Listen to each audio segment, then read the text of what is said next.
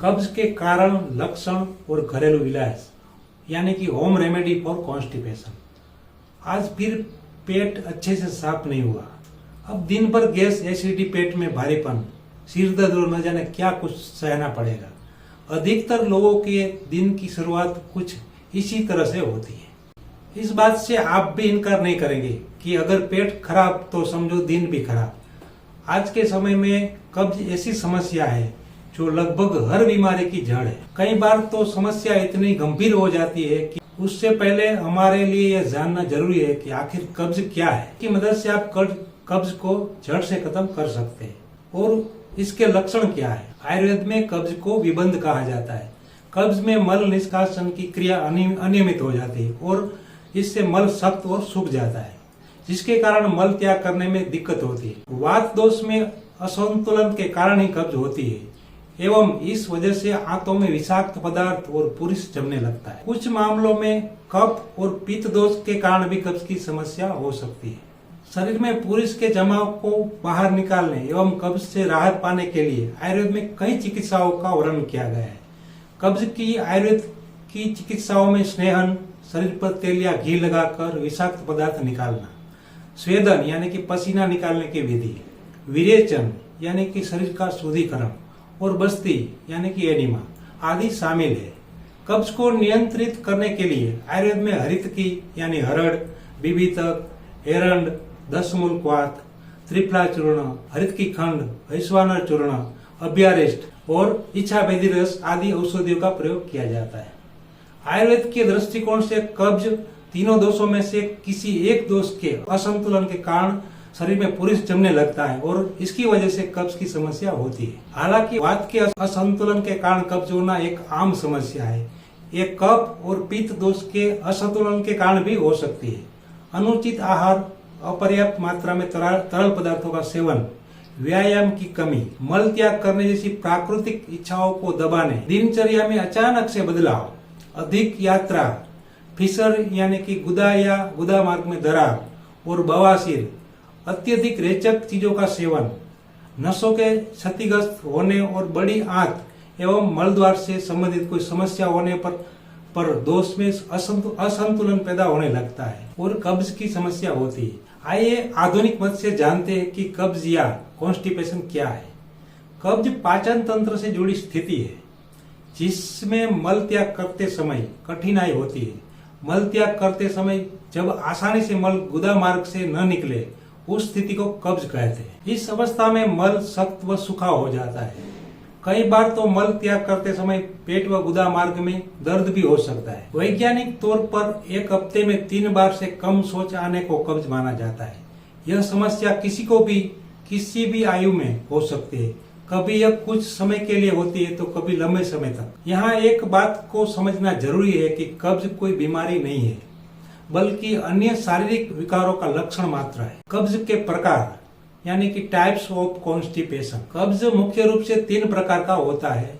उसमें पहला normal transit constipation यानी कि सामान्य कब्ज, इसे सबसे आम माना जाता है। इस तरह से कब्ज से पीड़ित व्यक्ति को मल त्याग करने में परेशानी महसूस होती है, लेकिन रूटीन के अनुसार सामान्य रूप से मल त्याग करता रहता है। दूसरा स्लो ट्रांजिट कॉन्स्टिपेशन, यह बड़ी आंत में आए विकारों के कारण पैदा होने वाली समस्या है। शौच की प्रक्रिया में एंट्रिक नर्वस सिस्टम की तंत्रिकाओं का अहम योगदान होता है। ये तंत्रिकाएं ही बड़ी आंत से गुदादार तक शौच को लेकर आती है। इस तंत्रिका में आई असामान्यता स्लो ट्रांजिट कॉन्स्टिपेशन का कारण बनती है। फिर आता है डेफिकेशन डिसऑर्डर यानी कि शौच विकार। जिन लोगों को पुराने कब्ज की शिकायत होती है उसमें से 50% डिफेक्शन डिसऑर्डर से पीड़ित होते हैं। कुछ विशेषज्ञों का मानना है कि गुदा संबंधी अंगों में शिथिलता और उनका आपस में बिगड़ा हुआ संबंध डिफेक्शन डिसऑर्डर का मुख्य कारण है। मुख्य रूप से कब्ज की समस्या हमारी जीवन शैली और खान पान से जुड़ी है। जैसा कि वीडियो के शुरुआत में बताया गया है कि कब्ज कोई बीमारी नहीं है बल्कि यह शरीर में आ रही अन्य कमियों के कारण पैदा हो सकती है। आइए जानते हैं कब्ज के कारण को। पहला कारण है कम फाइबर भोजन का सेवन। फलों, सब्जियों और अनाज में फाइबर पर्याप्त मात्रा में पाया जाता है। वह 2 प्रकार का होता है, सोल्यूबल और इनसोल्यूबल। दोनों पेट के लिए उपयोगी होते हैं। सोल्यूबल फाइबर पानी के साथ मिलकर जेल बनाकर पाचन को बढ़ाता है। वहीं इनसोल्यूबल फाइबर मल को मोटा और भारी करता है, जिससे मल जल्दी बाहर आ जाता है।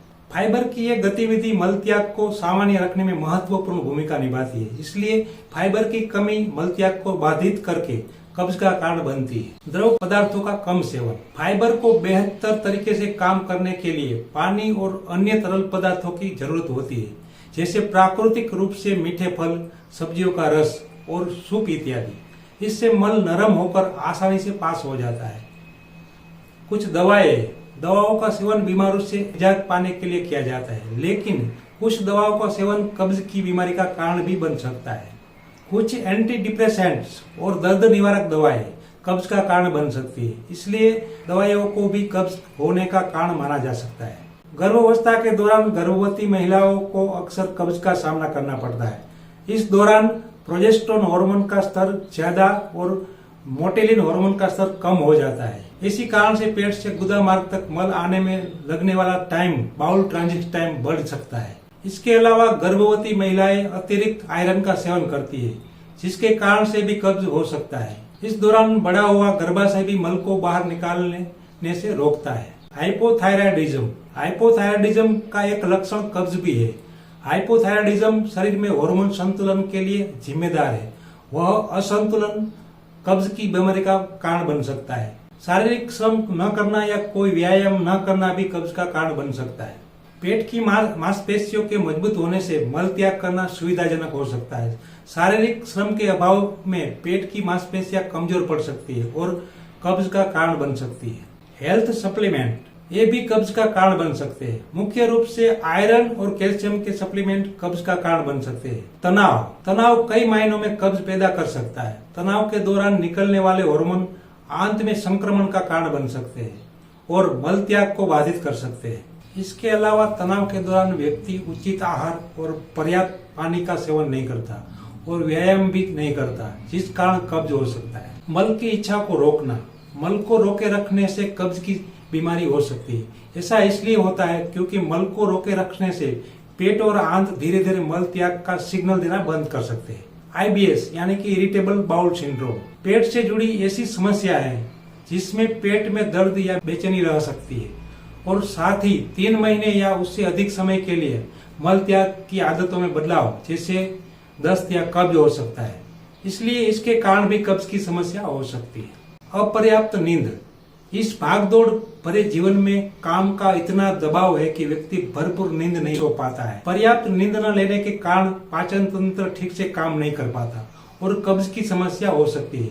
इसके अलावा डाइट में रेशेदार आहार की कमी होना, मैदा से बने उत्पादों का सेवन करना, तेल में तली हुई चीजों का अत्यधिक सेवन, मिर्च और मसालेदार उत्पादों का सेवन करना, कम मात्रा में पानी पीना, तरल पदार्थों का कम मात्रा में सेवन करना, समय पर भोजन नहीं करना, रात में देर से भोजन करना, देर रात तक जागना, अधिक मात्रा में चाय और कॉफी का सेवन करना, तंबाकू या सिगरेट का सेवन करना, भोजन पचने से पहले दोबारा भोजन करना, चिंता होना या तनाव भरा जीवन जीना, फाइबर से भरपूर भोजन न करना, पेशाब को अधिक समय तक रोक कर रखना, नींद पूरी नहीं होना, जरूरत से कम मात्रा में भोजन करना, शरीर में पानी की कमी होना, खाना खाने के तुरंत बाद लेट जाना और बगैर भूख लगे भोजन करना, बिना चबाए भोजन ग्रहण करना, बदहजमी होना, समय पर भोजन नहीं करना, ज्यादा उपवास रखना, शरीर में कैल्शियम और पोटेशियम की कमी होना, आंत या लीवर की बीमारी से पीड़ित होना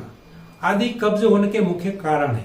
कब्ज के लक्षण यानी सिम्टम्स ऑफ कॉन्स्टिपेशन की बात करें तो कब्ज की बीमारी के लक्षण इसकी गंभीरता के अनुसार नजर आ सकते हैं। प्रत्येक व्यक्ति में कब्ज के लक्षण अलग अलग हो सकते हैं। एक व्यक्ति में कब्ज के एक या एक से अधिक लक्षण देखे जा सकते हैं, जो इस प्रकार है।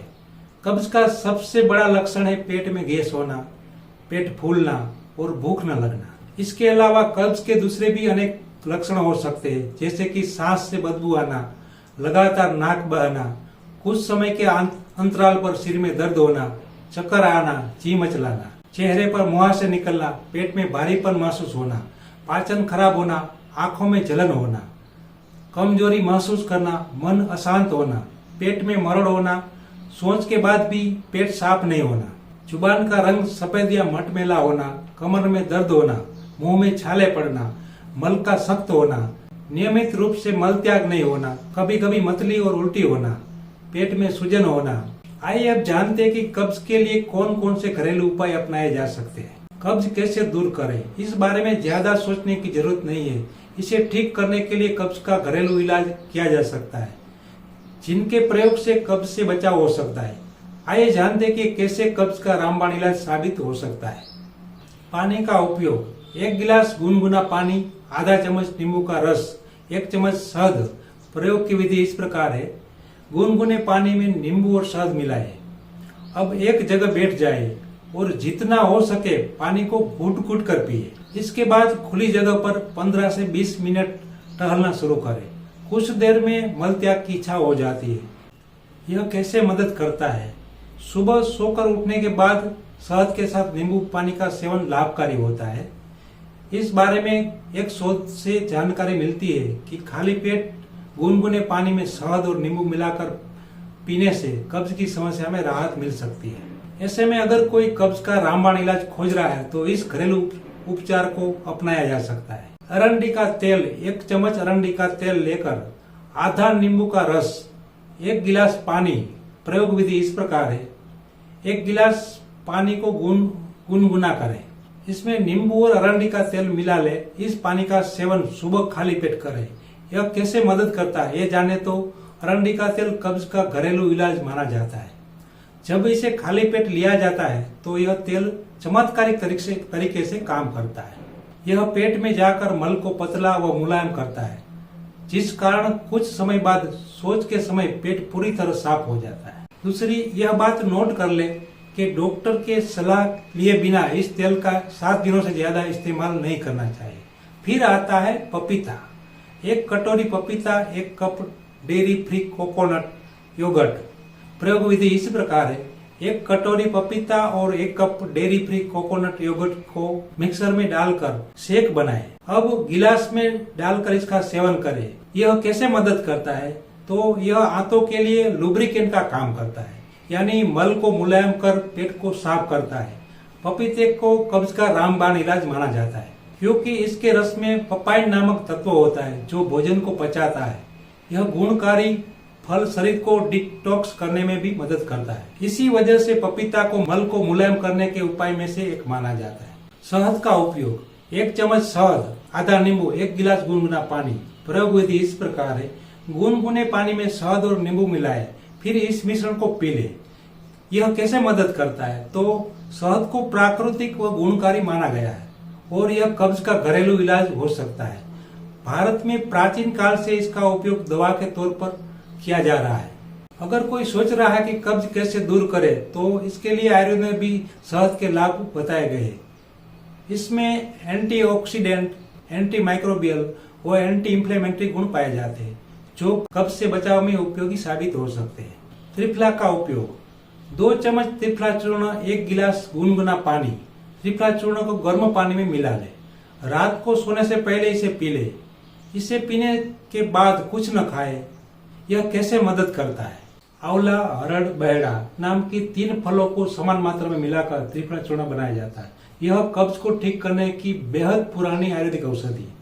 त्रिफला पेट को साफ करता है और पेट फूलना व सूजन जैसे लक्षणों से राहत देता है।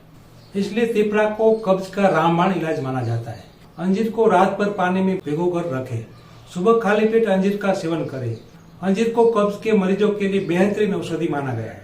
इसके बीज मल को मुलायम कर सकते हैं ताकि वो मल द्वार के जरिए आसानी से बाहर निकल सके। इस बारे में NCBI की वेबसाइट पर एक शोध प्रकाशित है जिसमें बताया गया है कि अंजीर का पेस्ट कब्ज के उपचार में मददगार साबित हो सकता है।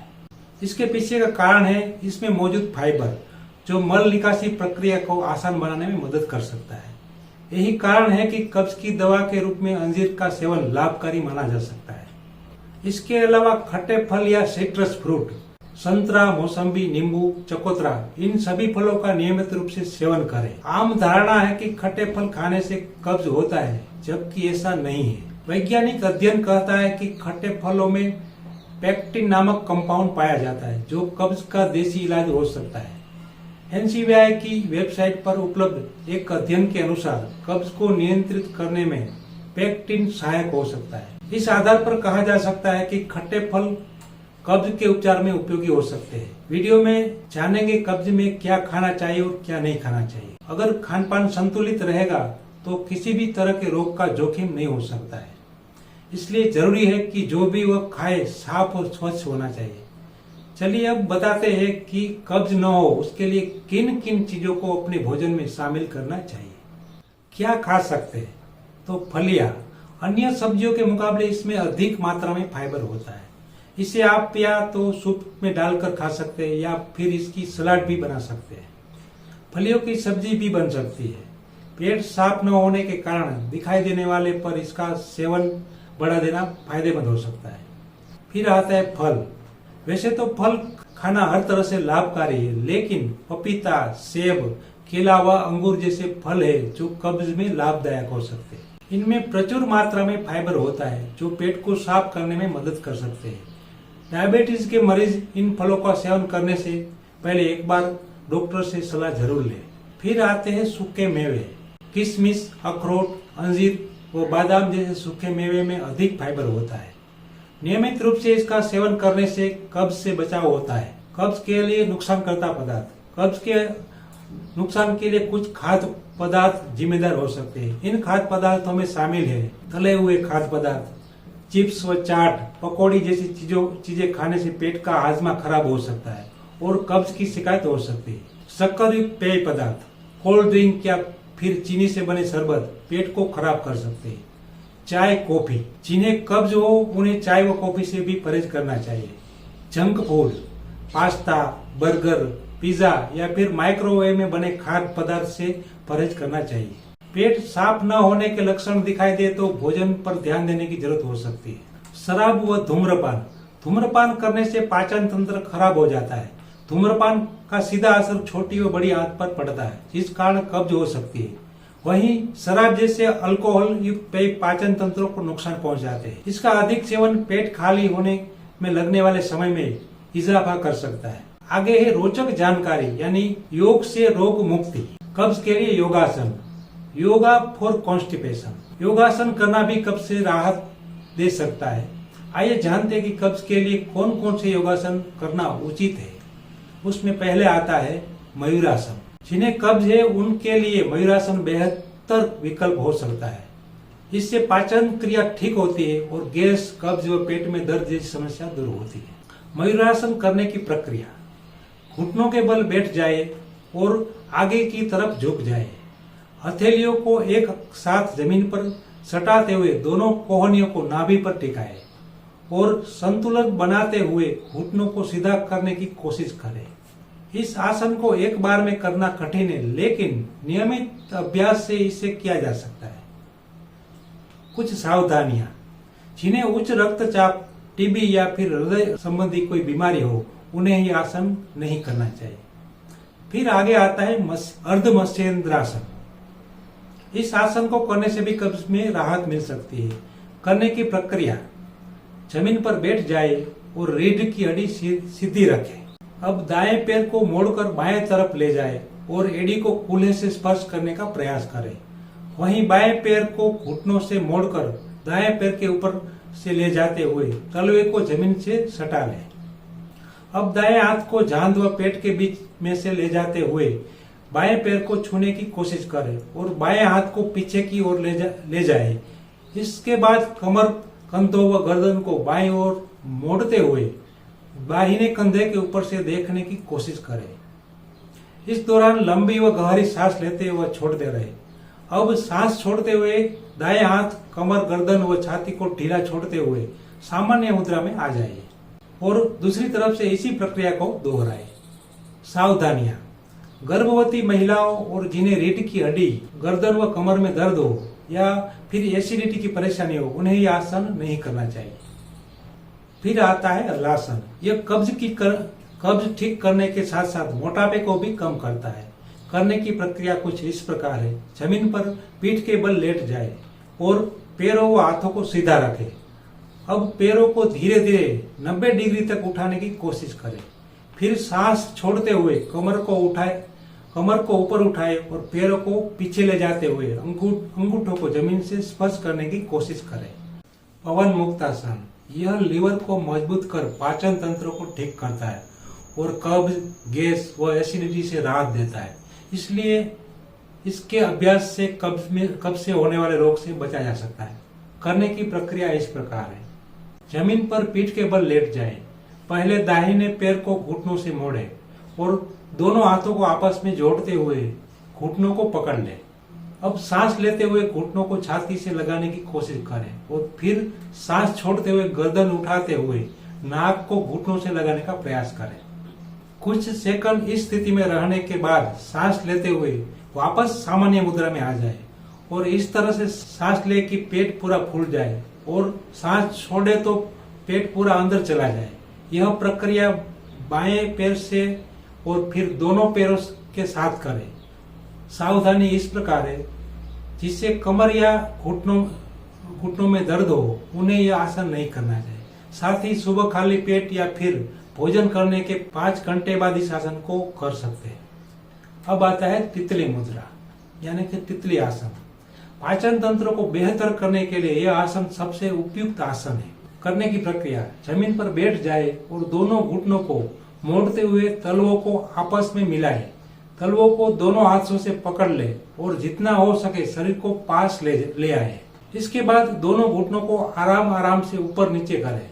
कोशिश करें कि जब घुटने नीचे जाए तो वह जमीन को स्पर्श करे। सावधानी की बात करें तो अगर घुटनों में चोट लगी हो या दर्द हो तो यह आसन न करें।